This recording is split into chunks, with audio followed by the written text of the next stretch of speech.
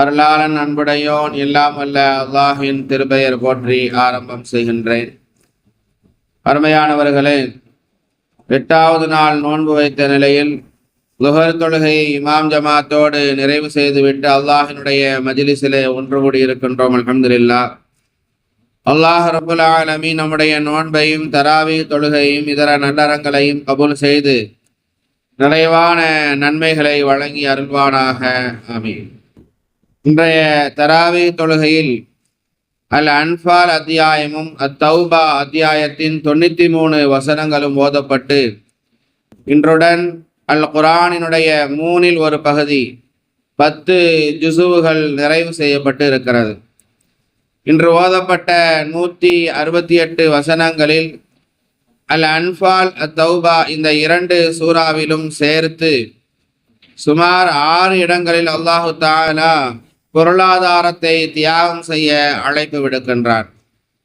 அன்பாலுடைய 28வது வசனத்தில் குழந்தை செல்வமும் பொருளாதாரமும் உங்களுக்கு சோதனையே என்கிறார். வஅலமு அன்னமா அம்வாலுக்கும் அவுலாதுக்கும் ஃபித்னா, நிச்சயமாக உங்கள் செல்வமும் உங்கள் குழந்தைகளும் உங்களுக்கு சோதனையாக இருக்கின்றன என்பதாக 8வது அத்தியாயம் 28வது வசனத்தில் அல்லாஹு தஆலா குறிப்பிடுகிறார். இந்த வசனத்தில் அல்லாஹு தஆலா பொருள் செல்வமும் குழந்தை செல்வமும் சோதனை என்பதாக சொல்லுகிற அதே நேரம் சில இடங்களில் அல்லாஹு தஆலா இந்த இரண்டையும் நிஅமத் என்பதாகவும் குறிப்பிடுகிறார்.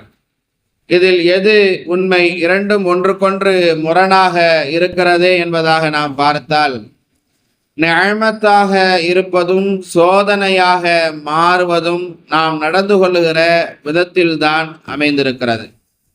பொருளாதாரத்தை அல்லாஹ் சுப்ஹானஹு தஆலா கொடுத்து தான தர்மங்கள் செய்கிறோமா, ஹலால் ஹராமை பேணி அந்த பொருளாதாரத்தை சம்பாதிக்கிறோமா, செலவு செய்கிறோமா என்பதையெல்லாம் நம்மிடத்திலே பார்க்கிறார். அப்படி நாம் ஹலால் ஹராமை பேணுகிற போது, அந்த பொருளாதாரம் என்கிற அந்த நிஅமத்தை தான தர்மங்கள் செய்கிற போது, அல்லாஹ் ரசூல் சொன்ன அடிப்படையில் அதை நாம் செலவு செய்கிற போது அது நமக்கு நிஅமத்தாக இருக்கிறது. அதற்கு மாற்றமான முறையில் அதை நாம் அமைத்துக் கொள்கிற போது அது நமக்கு சோதனையாக மாறிவிடுகிறது. அதே போல குழந்தை செல்வத்தை கொடுத்து அதை நாம் எப்படி வளர்த்தெடுக்கிறோம் என்பதை அல்லாஹு தஆலா பார்க்கிறார். நல்ல விதமாக ஒழுக்க சீலர்களாக பார்க்கப்பட்டுள்ளவர்களாக நாம் அதை வளர்த்தெடுக்கிற போது அந்த குழந்தைகள் நமக்கு கண்குளிர்ச்சியாக இருப்பார்கள். அல்லாஹு தஆலா அதனை நமக்கு நிஅமத்தாக ஆக்கி தருகிறான். அதே நேரத்தில் அல்லாஹுக்கும் ரசூலுக்கும் மாற்றமான ஒழுக்கமில்லாத பிள்ளைகளாக நம்முடைய பிள்ளைகளை நாம் வளர்த்தெடுத்து விட்டோம் என்று சொன்னால், நாம் வளர்த்தெடுத்த, நாம் பெற்றெடுத்த நம்முடைய பிள்ளைகளே நமக்கு சோதனைகளாக மாறிவிடுகிறார்கள்.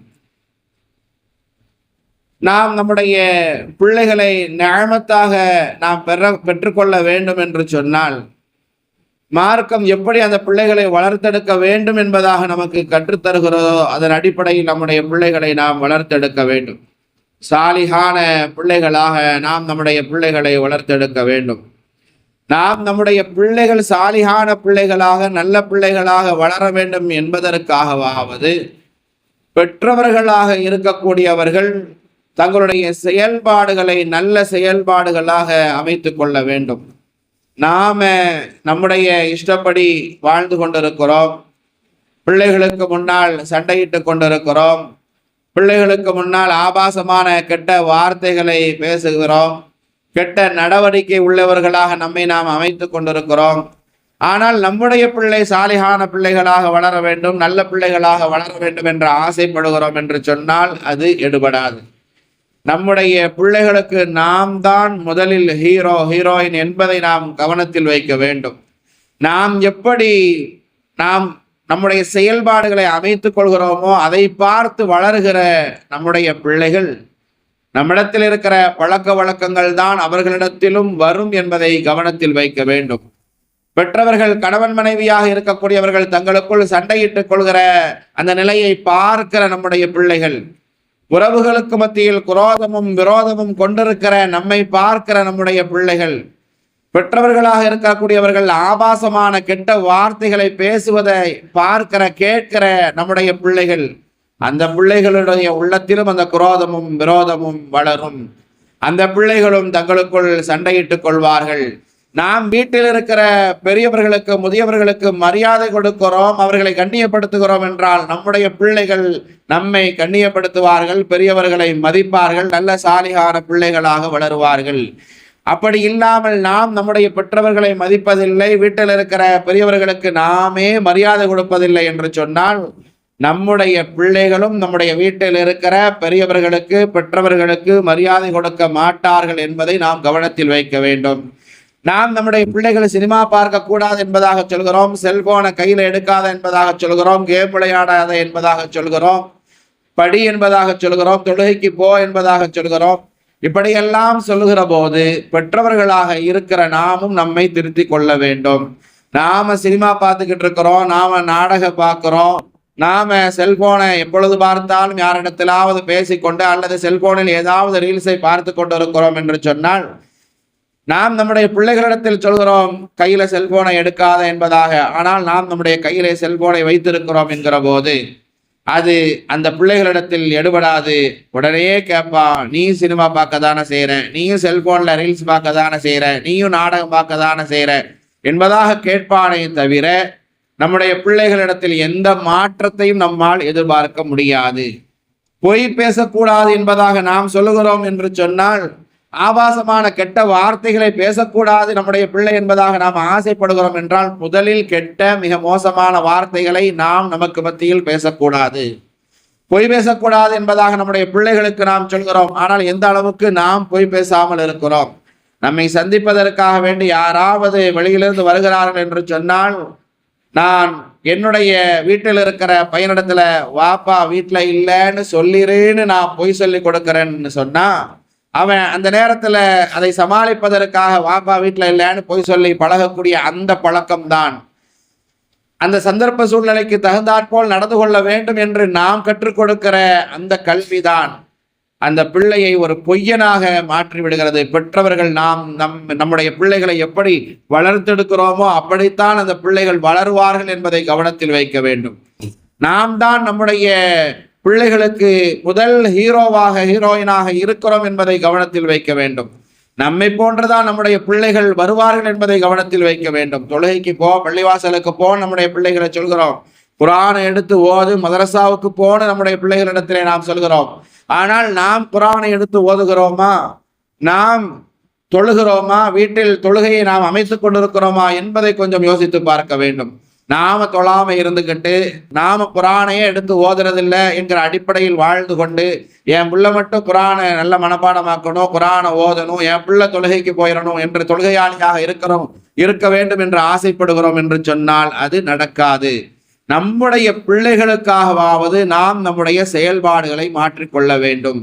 பொய் பேசக்கூடாது என்று நம்முடைய பிள்ளைகளுக்கு சொல்கிறோம் என்று சொன்னால் நாம் பொய் பேசாமல் இருக்க வேண்டும் என்பதை கவனத்தில் வைக்க வேண்டும். முஹையுத்தீன் அப்துல் காதர் ஜீலானி கதஸல்லாஹு சிர்ரஹுல் அஸீஸ் அவர்கள் பயணம் மேற்கொண்டிருக்கிற அந்த நேரத்தில் திருடர்கள் கூட்டம் வந்தது. உன்னிடத்திலே என்ன இருக்கிறது என்பதாக கேட்கிற அந்த சமயத்தில் அந்த முஹையுத்தீன் அப்துல் காதர் ஜீலானி என்கிற அந்த சிறுவர் சொன்ன வார்த்தை என்ன? என்னிடத்தில் 40 பொற்காசுகள் இருக்கிறது என்பதாக சொன்னார். நீ ஏன் எங்களிடத்தில் அதை சொன்னாய்? மறைத்திருக்கலாமே, மற்றவர்கள் மறைப்பதை போல நீனும் மறைக்காமல் ஏன் உண்மையே பேசின என்பதாக அந்த திருடர்கள் கேட்டபோது அந்த முஹையுத்தீன் அப்துல் காதர் ஜீலானி என்கிற அந்த சிறுவர் சொன்ன வார்த்தைகள், என்னுடைய தாய் உயிரே போனாலும் பொய் சொல்லக்கூடாதுன்னு சொல்லியிருக்கிறாங்க. அந்த நீ பேசுகிற உண்மை உன்னை காப்பாற்றும் என்பதாக என்னுடைய தாய் எனக்கு கற்றுத் தந்திருக்கிறார் என்று சொன்ன அந்த வார்த்தைகள் தான் அந்த திருடர்களுடைய மனதிலே மாற்றத்தை ஏற்படுத்தியது. அந்த 40 திருடர்களும் இஸ்லாத்தை ஏற்றுக்கொண்டார்கள். இந்த சிறுவருடைய உள்ளத்தில் அந்த தாயினுடைய வார்த்தை இவ்வளவு தாக்கத்தை ஏற்படுத்தி இருக்கிறது என்று சொன்னால் இவர் கொண்டிருக்கிற அந்த கொள்கை எப்படிப்பட்டதாக இருக்கும், மார்க்கம் எவ்வளவு உண்மையானதாக இருக்கும் என்பதை உணர்ந்து கொண்டு அவர்கள் இஸ்லாத்தை ஏற்றுக்கொண்டார்கள் என்பது மாத்திரமல்ல, அதற்கு பின்னால் அந்த 40 பேரும் இறைநேச செல்வர்களாக திகழ்ந்தார்கள் என்பதாக வரலாறு நமக்கு சொல்லித் தருகிறது. என்றால் நாம் நம்முடைய பிள்ளைகள் நியமத்தாக நமக்கு அருளாக இருக்க வேண்டும், கண்குளிர்ச்சியாக இருக்க வேண்டும் என்பதாக ஆசைப்படுகிறோமே, சோதனையாக ஆகிவிடக் கூடாது என்பதாக விரும்புகிறோமே, அது நடக்க வேண்டுமானால் நம்முடைய பிள்ளைகளுக்கு நாம் நல்ல செய்திகளை சொல்லிக் கொடுக்கிற மாதிரி நாமும் அந்த நல்ல செயல்பாடுகளை நம்மிடத்திலே வளர்த்து கொள்ள வேண்டும். நம்முடைய பிள்ளைகளை சிறு வயதிலே இருந்தே அவர்களை நாம் செம்மைப்படுத்துவதற்கு நாம் தவறிவிடக் கூடாது. நபிகள் பெருமானார் ஸல்லல்லாஹு அலைஹி வஸல்லம் அவர்கள் சொன்னார்கள், குல்லுக்கும் ராயின் வ குல்லுக்கும் மஸ்ஊலுன் அன் ரஅயத்திஹி, நீங்கள் ஒவ்வொருவரும் உங்களுக்கு கீழ் உள்ளவர்களுக்கு பொறுப்புதாரிகள், உங்கள் பொறுப்புகள் குறித்து நாளை மறுமையிலே நீங்கள் விசாரிக்கப்படுவீர்கள் என்பதாக நபிகள் பெருமானார் ஸல்லல்லாஹு அலைஹி வஸல்லம் அவர்கள் சொன்னார்கள். கணவன் மனைவி வாழ்ந்து கொண்டிருக்கக்கூடியவர்கள் மனைவி கணவனை குறித்து அந்த கடமைகள் சரிவர நிறைவேற்றப்பட்டதா என்பதாக பொறுப்புகள் குறித்து விசாரிக்கப்படுவார். மனைவி விசாரிக்கப்படுவதை போல கணவன் விசாரிக்கப்படுவார். பெற்றவர்கள் பிள்ளைகள் விஷயத்தில் விசாரிக்கப்படுவார்கள். பிள்ளைகள் பெற்றவர்கள் விஷயத்தில் விசாரிக்கப்படுவார்கள். ஒவ்வொருவர்களும் பொறுப்புதாரிகளாக இருக்கிறார்கள். நம் பிள்ளைகள் சிரமப்படக்கூடாது என்பதாக பெற்றவர்களாக இருக்கிற நாம் ஆசைப்படுகிறோம். நான் இவ்வளவு கஷ்டப்படுறேன், நான் சம்பாதிக்கிறேன்னா எதற்காக? என்னுடைய பிள்ளைக்கு எந்த ஒரு சிரமமும் வந்துவிடக்கூடாது, எந்த ஒரு கஷ்டமும் வந்துவிடக்கூடாது, நான் பட்ட கஷ்டத்தை என் பிள்ளை படக்கூடாது, அவன் நிம்மதியாக வாழ வேண்டும் என்பதாக பெற்றவர்களாக இருக்கிற நாம் ஆசைப்படுகிறோம். நம்முடைய பிள்ளையினுடைய உடம்பில் ஏதாவது ஒரு சின்ன தீக்காயம் பட்டுவிட்டால் நாம் பதறி துடித்து விடுகிறோம். நம்மால் தாங்கிக் கொள்ள முடியவில்லை. நடந்து செல்கிற போது என் பிள்ளை தட்டி கீழே விழுந்து விட்டால் நாம் பதறி துடித்து விடுகின்றோம். அல்லாஹ் சுப்ஹானஹு வ தஆலா சொல்கிறான், யா அய்யுஹல்லதீன ஆமனூ, ஈமான் கொண்ட விசுவாசிகளே, அன்ஃபுஸக்கும் வ அஹ்லீக்கும் நாரா, உங்களையும் உங்களுடைய குடும்பத்தார்களை நரக நெருப்பிலிருந்து நீங்கள் பாதுகாத்துக் கொள்ளுங்கள் என்பதாக சொல்கிறான். நம்முடைய பிள்ளைகளை நாம் நரக நெருப்பிலிருந்து பாதுகாக்க வேண்டும் என்று சொன்னால் நம்முடைய பிள்ளைகள் சாலிகான பிள்ளைகளாக நாம் வளர்த்தெடுக்க வேண்டும். அப்பூது அன்னாஸ் வல் ஹிஜாரா, அந்த நரகத்தினுடைய நெருப்பு என்பது, அதனுடைய விறகுகள் என்பது மனிதர்களாலும் கற்களாலும் அது எரியூட்டப்படுகிறது என்பதாக அல்லாஹ் சுப்ஹானஹு வ தஆலா சொல்லித் தருகிறான் என்கிற போது நம்முடைய பிள்ளைகள் சாலிகான பிள்ளைகளாக வளர்த்தெடுக்கப்படுகிற போதுதான் அது நமக்கு நிஅமத்தாக அருளாக இருக்கும். இல்லை என்று சொன்னால் அது சோதனையாக மாறிவிடும். அருமையானவர்களே, நம்முடைய பிள்ளைகள் நல்லவர்களாக வாழ வேண்டும் என்றால் நம்முடைய பிள்ளைகளுக்காக துஆ செய்கிற பெற்றவர்களாக நாம் இருக்க வேண்டும். இன்றைக்கு அதிகமாக நம்முடைய பிள்ளைகள் சேட்டை செய்கிறார்கள் என்று சொன்னால் பிள்ளைகளை சபிக்கிற திட்டக்கூடிய பெற்றவர்களை அதிகம் நம்மால் பார்க்க முடிகிறது. நம்முடைய பிள்ளைகள் எவ்வளவுதான் சேட்டை செய்தாலும் அந்த பிள்ளைகளை நாம் சபிக்கக்கூடாது, திட்டக்கூடாது. பெற்றவர்களுடைய துஆவை அல்லாஹ் தஆலா பிள்ளைகளுடைய விஷயத்தில் உடனே அங்கீகரிப்பான் என்பதனால் அந்த பிள்ளைகளுக்காக துஆ செய்கிற பெற்றவர்களாகத்தான் நாம் இருக்க வேண்டும். யாக்கூப் அலைஹிஸ்ஸலாத்து வஸலாம் அவர்களுடைய பிள்ளைகள், யூசுப் அலைஹிஸ்ஸலாத்து வஸலாம் அவர்களுடைய சகோதரர்கள், அந்த யூசுப் அலைஹிஸ்ஸலாத்து வஸலாம் அவருடைய சகோதரர்கள் யாக்கூப் அலைஹிஸ்ஸலாத்து வஸலாம் அவருடைய அந்த பிள்ளைகள் செய்த தவறையா நம்முடைய பிள்ளைகள் செய்துவிடப் போகிறார்கள்? எவ்வளவு மிகப்பெரிய தவறை அவர்கள் செய்தார்கள். தன்னுடைய கூட பிறந்திருக்கிற அந்த யூசுப் என்கிற அந்த பிள்ளை, அந்த சகோதரன் மீது தன்னுடைய தந்தை அதிகமாக பாசம் வைத்திருக்கிறார் என்கிற அந்த பொறாமையின் காரணத்தினால் கொலை செய்வதற்கே துணிந்து விட்டார்கள். பெற்றவர்களாக இருக்கக்கூடியவர்கள் மிகவும் யாக்கூப் அலைஹிஸ்ஸலாத்து வஸலாம் அவருடைய வாழ்க்கையிலிருந்து நாம் பாடம் பெற வேண்டும். என்ன, நமக்கு மத்தியில் இருக்கக்கூடிய பிள்ளைகள் ஆண் பிள்ளைகளாக இருந்தாலும் சரி, பெண் பிள்ளைகளாக இருந்தாலும் சரி, எத்தனை பிள்ளைகள் இருந்தாலும் சரி, எல்லா பிள்ளைகளும் சரிசமமாக பார்க்கப்பட வேண்டும். பிள்ளைகளுக்கு மத்தியில் பாகுபாடு காட்டக்கூடாது. எனக்கு அந்த ஆம்பளை பையன் தான் பிடிக்கும், எனக்கு இந்த பொம்பளை பிள்ளை தான் பிடிக்கும், எனக்கு இவரை பிடிக்கும் இவனை பிடிக்காது என்று சொல்லுகிற இந்த பழக்கம் என்பது மிக மோசமானது.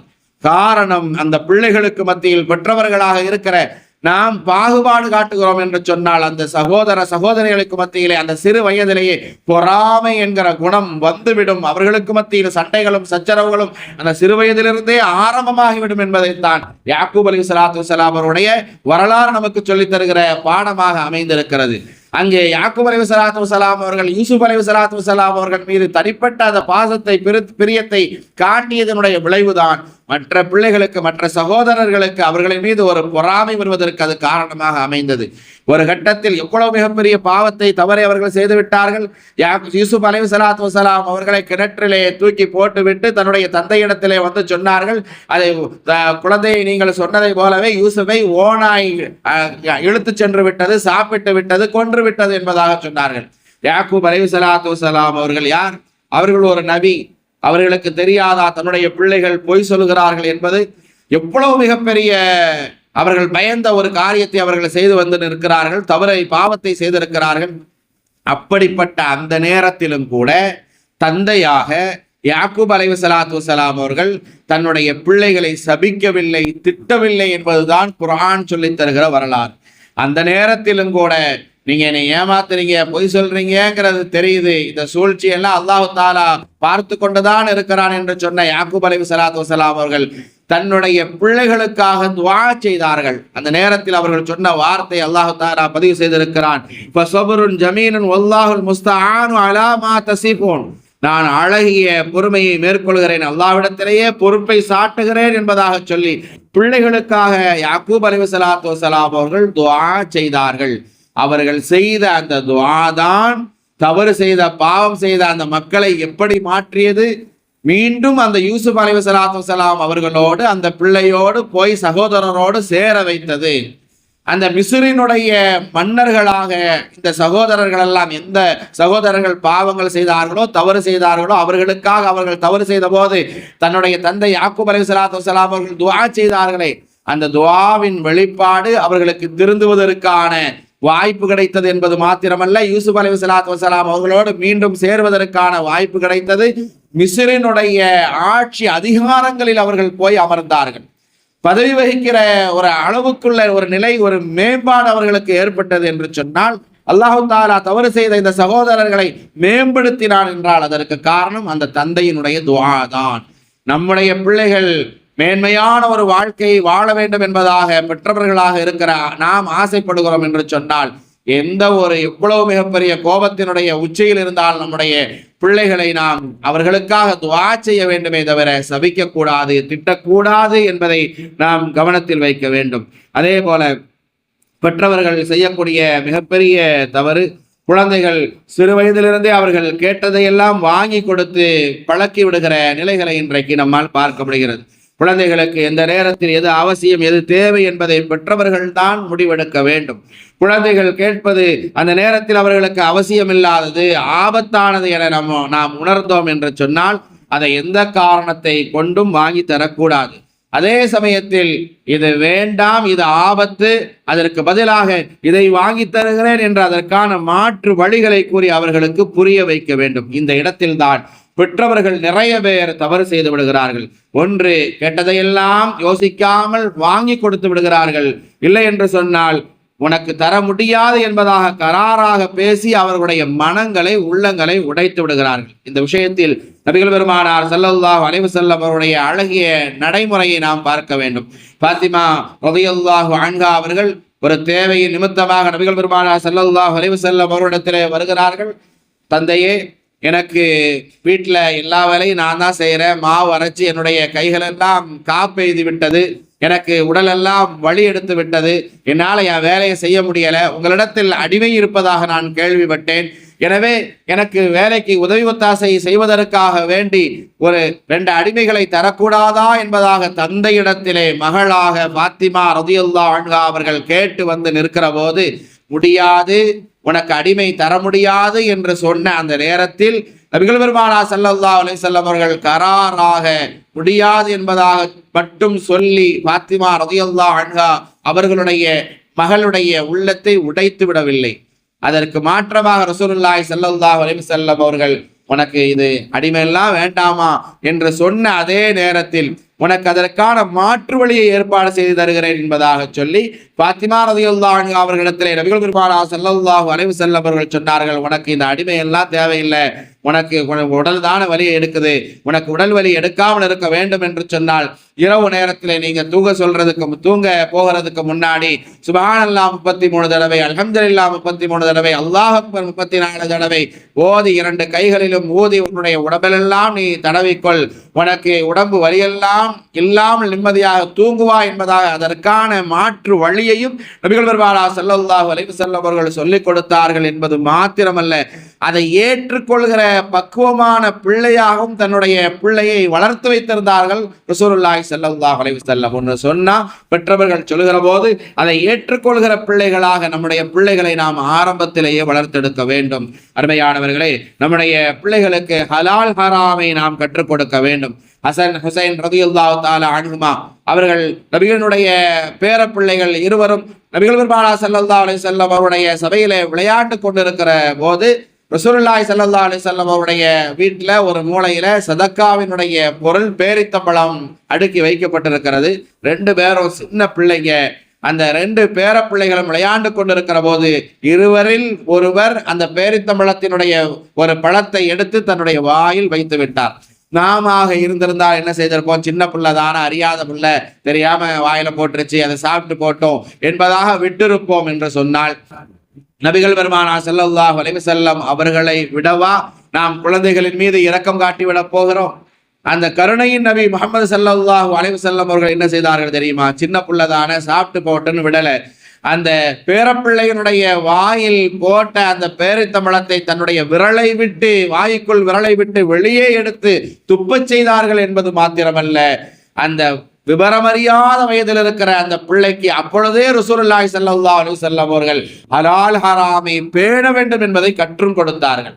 ரசூலுல்லாஹி ஸல்லல்லாஹு அலைஹி வஸல்லம் அவர்கள் விபரம் தெரியாத அந்த பிள்ளையிடத்திலே சொன்னார்கள், உங்களுக்கு இது நம்ம சதக்காவினுடைய பொருளுமா? இந்த பேரிச்சம்பழம் இது சதக்காவினுடைய பொருள், இது நம்முடைய குடும்பத்திற்கு ஹராமானதாக இருக்கிறது, இதை நாம் சாப்பிடக்கூடாது. எனவே இந்த ஹராமான உணவு நம்முடைய உடம்பில் சென்று விட்டால் அது நரக நெருப்பு தீண்டுவதற்கு உகந்ததாக அது ஆகிவிடும். எனவே நமக்கு இந்த பழம் தேவையில்லை, வேண்டாம் என்பதாக அந்த பிள்ளைக்கு, விவரம் தெரியாத அந்த பிள்ளைக்கு அறிவுரைகளை கூறி நபிகள் பெருமானார் ஸல்லல்லாஹு அலைஹி வஸல்லம் அவர்கள் அந்த பழத்தை துப்பச் செய்தார்கள் என்று சொன்னால், இதில் நமக்கு இருக்கிற பாடமும் படிப்பனையும் இதுதான். சின்ன புள்ளதானே, செஞ்சுட்டு போகுது, சின்ன புள்ளதானே, அதெல்லாம் அதுக்கு என்ன தெரியும், பண்ணிட்டு போகுது என்பதாக சொல்லி எந்த ஒரு பாவமான தவறான காரியங்களாக இருந்தாலும் சரி, அதை அப்படியே விட்டுவிடக்கூடாது. ஆரம்பத்திலேயே அந்த பிள்ளைகளை நாம் சீர்திருத்த வேண்டும். அப்படிப்பட்ட கடமை பெற்றவர்களாக இருக்கிற நமக்கு இருக்கிறது என்பதை கவனத்தில் வைக்க வேண்டும். அருமையானவர்களே, நமது பிள்ளைகளுக்கு நல்ல நட்பை நாம் ஏற்படுத்தி கொடுக்க வேண்டும். யாரோடு அவர்கள் பழகுகிறார்கள் என்பதை கண்காணிக்க வேண்டும். நண்பர்களின் மூலமாகத்தான் இன்னைக்கு பிள்ளைகள், அதிகமான பிள்ளைகள் கெட்டுப்போகிற நிலைகளை பார்க்கிறோம். எனவே நல்ல நண்பர்களோடு அவர்கள் பழகுகிறார்களா, அவருடைய பழக்க வழக்கங்கள் எல்லாம் எப்படி இருக்கிறது என்பதை கண்காணிக்க வேண்டிய பொறுப்பும் கடமையும் பெற்றவர்களாக இருக்கிற நமக்கு இருக்கிறது என்பதை நாம் கவனத்தில் வைக்க வேண்டும். நாம் பெற்றெடுத்த நமது பிள்ளைகள் நியாமத்தாக ஆவதும் அது சோதனையாக மாறுவதும் நம்முடைய கையில்தான் இருக்கிறது. எனவே பொருளாதாரம், குழந்தை செல்வம் என்கிற 2 நியாமத்துகளை பெற்ற நாம் அதனை சோதனையாக மாற்றப் போகிறோமா, சாதனைகளாக மாற்றப் போகிறோமா என்பதை சிந்தித்து செயல்பட வேண்டும். இந்த 2 நியாமத்துகளையும் சரிவர பாதுகாக்கிற பாக்கியத்தை அல்லாஹு தஆலா நமக்கு கொடுத்து அருள்பாலிப்பானாக. ஆமீன். வாஹிரு தஅவானா அனில் ஹம்துலில்லாஹி ரப்பில் ஆலமீன். யா ரஹ்மானே, எங்களின் பாவம் நீங்கிடச் செய்வாயே.